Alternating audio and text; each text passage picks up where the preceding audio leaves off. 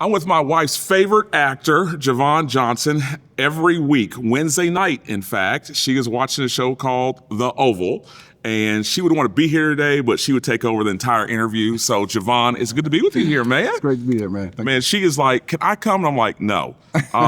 Man, okay, you're on The Oval. Don't give away anything, obviously. Right. How did that role come into play, man? Oh man, I mean, it came into play the traditional way, which was you as a professional actor, you audition and you go through the process and hope you get the part, and if you don't, you move on to the next one. In this case, I almost didn't go in for this role, and the reason being, I had played so many pastor roles, and people actually thought I was a pastor. Like, I'm in Walmart, and they're like, "Hey, Pastor so-and-so. baby, what church I know you from?"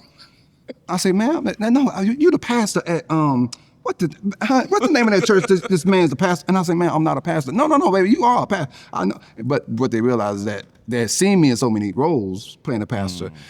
And what they did was I said, "Man, I don't really want to get pigeonholed and locked into just being a pastor." Because at that point, people was like, "Hey, I got a pastor role." And they just giving them to me.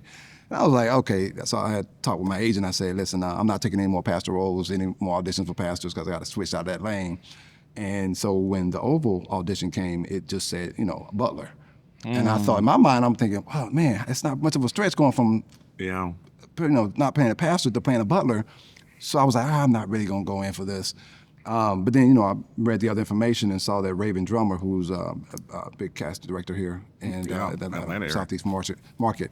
And we have a relationship. So I said, I haven't been in a room with her in quite some time. So I said, I really went into the audition just to get back into the room with Raven Drummer. So my focus wasn't about booking the job. It wasn't about, it was just about, hey, let me just get back in the room because relationships are really critical in this industry. Let me just revisit the relationship. And that's what I went into the room with. And matter of fact, when I got there at TPS Studios in the Dream Building over there, and I'm casting the role when I walk in because I'm seeing other guys. We all looked alike because we all had on the butler suit. So you're wearing the actual suit? Yeah, we all in the suit, right? And I go in there and everybody looked the same, and I'm like, oh, I know him from this show. I know him. Oh, he'd be great in this role. So I'm giving the role away in my mind.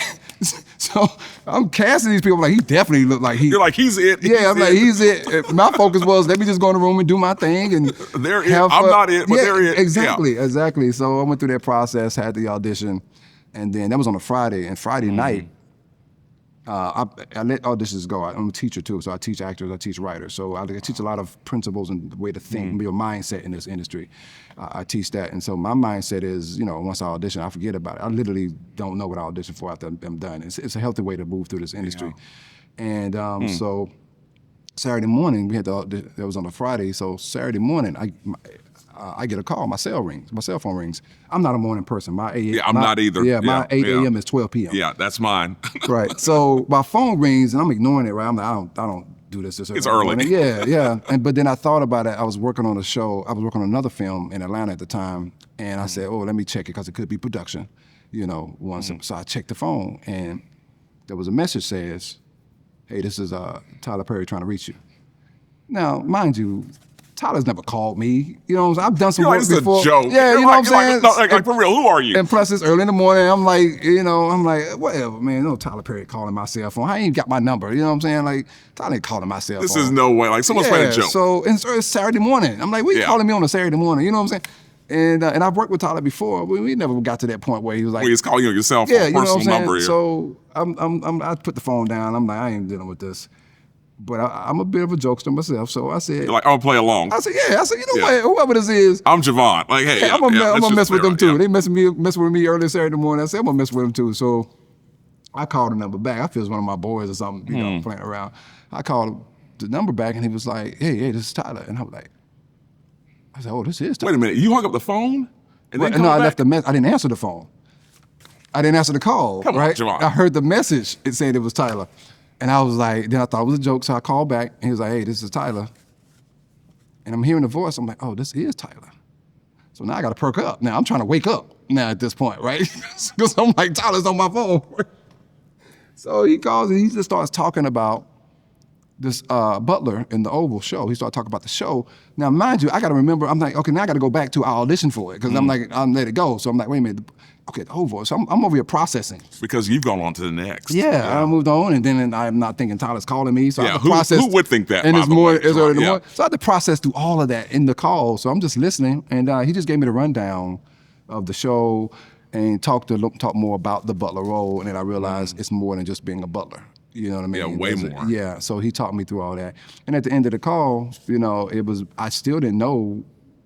It almost felt like it didn't really wasn't clear in terms of like, was he, I said, did he just call to offer me the part? Or, But it ended with, my people will call your people.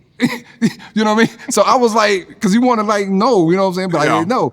So So you still didn't know, even though he's calling to tell you. I didn't What were you know. thinking? Like, he just called and say hello? I don't know, because I was left, because again, I'm not a morning person. My mind ain't really together, you know what I mean? So I didn't know at the end of the call, I was just stuck on, Tyler called me and had a whole conversation, right? And I know more about the role, but it wasn't a confirmation of anything, right? So then he ended up having this big screen test audition, which was really like a boot camp audition where he was casting Sisters and The Oval at the same time.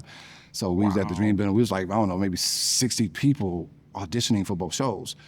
And we're there for probably about 8 hours or so, and just going at it, auditioning. Long day, and then at the end of the day, someone comes down and says, they call out a list of names and say, we want these people to come upstairs, and everybody else, thank you for the day, blah, blah, blah. So I was on the list to go upstairs. We didn't know what that meant. We thought, by this point, we're thinking, oh, there's another set of auditioning we got to do, because that's what we've been doing all day. Yeah. So we thinking, okay, maybe it's narrowed down, and we're going to go through another process.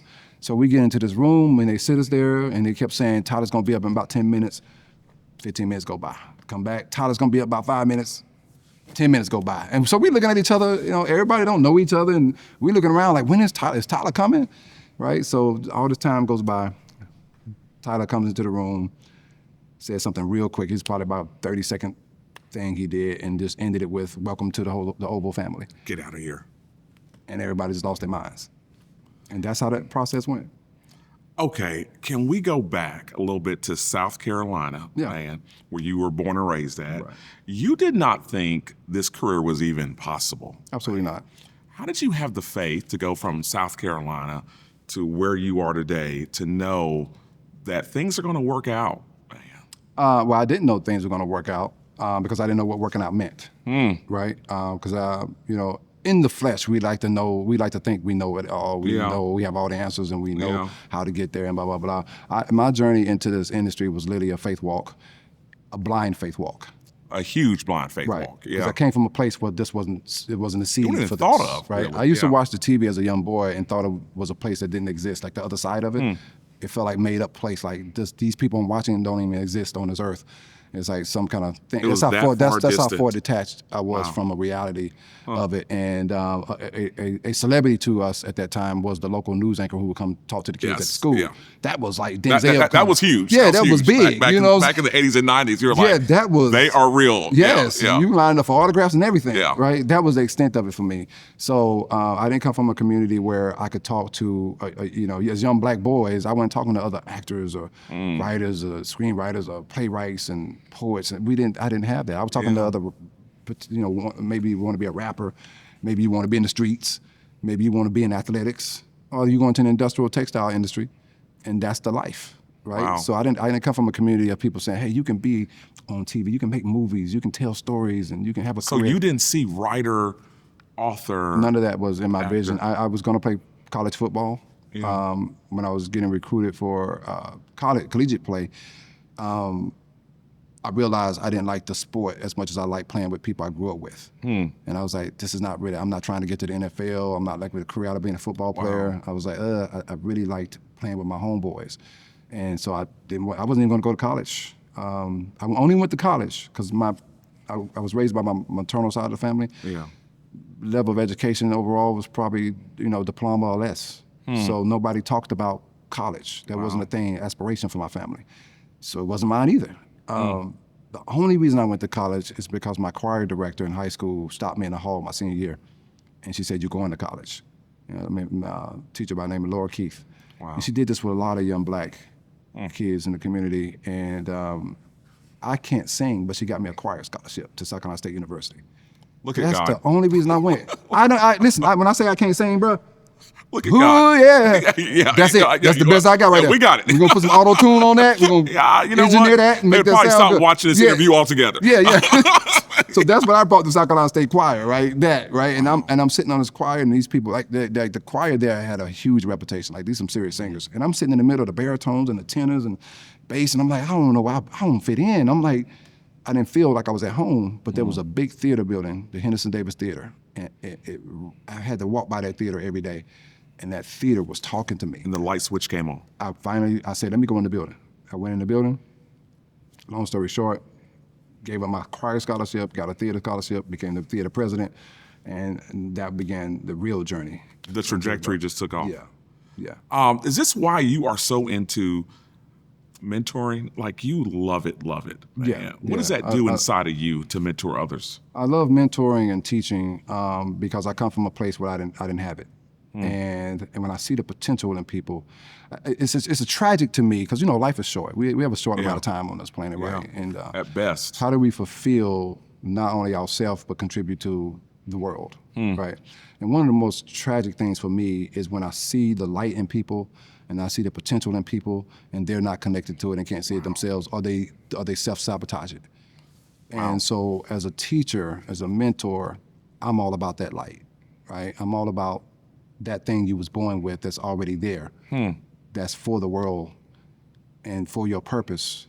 And it's about aligning you with that, whether or not you become an A-list celebrity actor or what, it doesn't matter. You got to get connected, right? And we spend a lot of time in life allowing situations, circumstances, conditions, and other people to dim our light. And we get dark on the inside.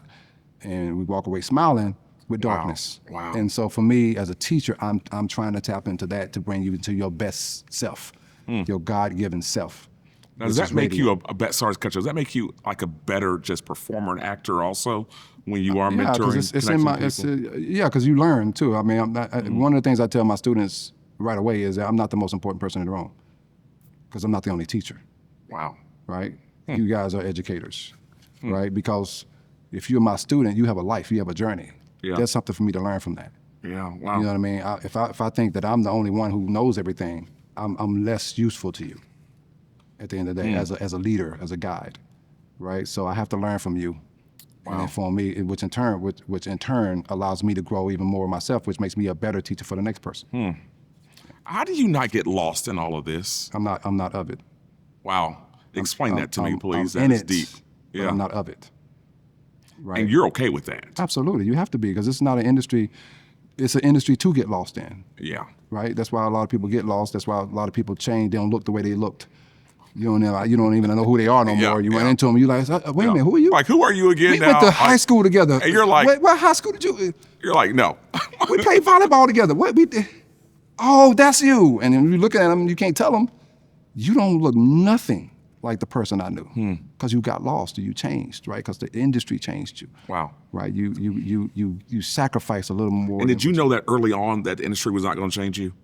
Did you from know? the music side, right? In high school, I stuck my foot into the rap side, right? So the music. I wish I could see that. By the way. I was a rapper, man. Do you have any like thing no, out there that we could take a look at? Like, moving on. Yeah, I was a rapper. We define that. My son is a rapper now, but he's much better than I was. But I was good. I opened up the concert. I did shows like MC Light, Kid Play, you were good then. Back in the day. I had a lot of potential, right? But I saw real quickly, I'm a little country boy. I ain't seen the world. I haven't been nowhere.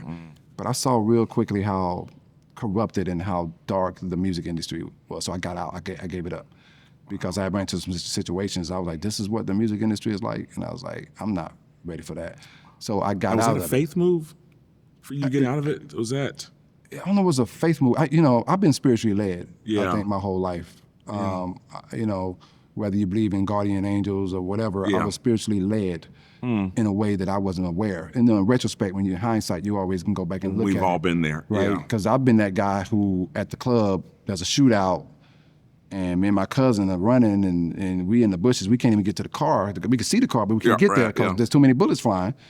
And I'm sitting in we're in the bushes, and my cousin is right here, and I'm right here, and a bullet goes through the leaves right between us. Right?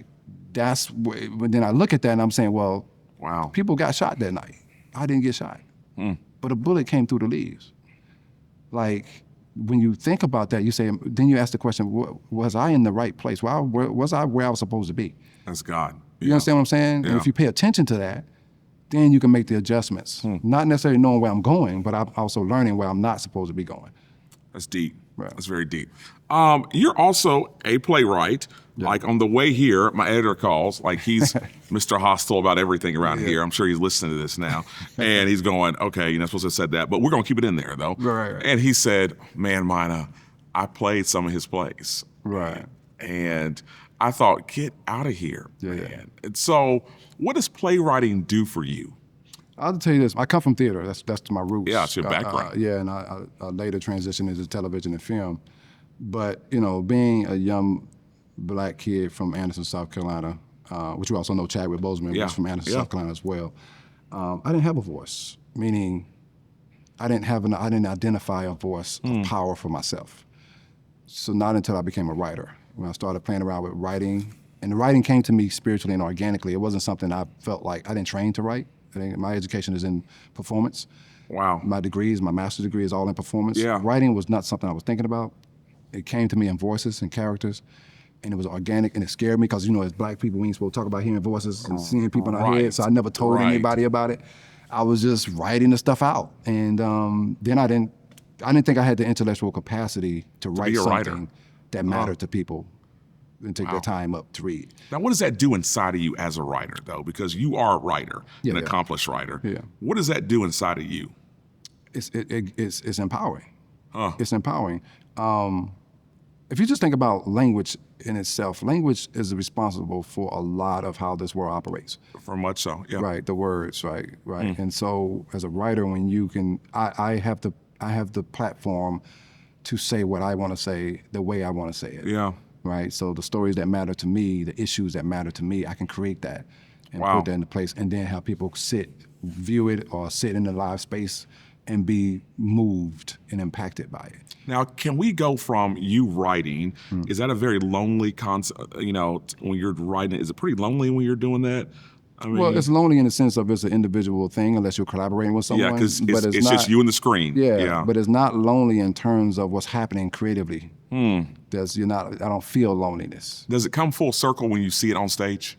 Oh, that's always. That's at the end of the day, that's the cake. Yeah, you're like, okay, we're ready. Yeah, when it's not even just that part. It's the part when it gets to the people, and you get to see the people respond and be affected by it. That's the piece. Man, I got a few more questions to ask you here, hopefully. If you don't mind me asking you some more questions here. I want to see your rapping, though. Chadwick Boseman, can we talk about him just a little bit? How was y'all's relationship? Oh, man, there's certain people that you encounter in your life along the way that cannot be replaced. Like that void, it cannot be filled, man. That Chad was a big presence.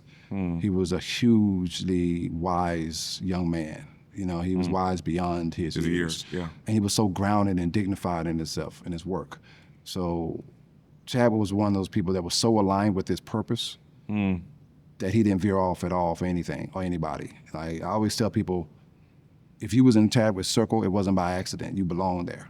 Wow. Right? Because you qualified to be in the circle, which speaks highly of who you are. You know what I mean? Because he was just that kind of person.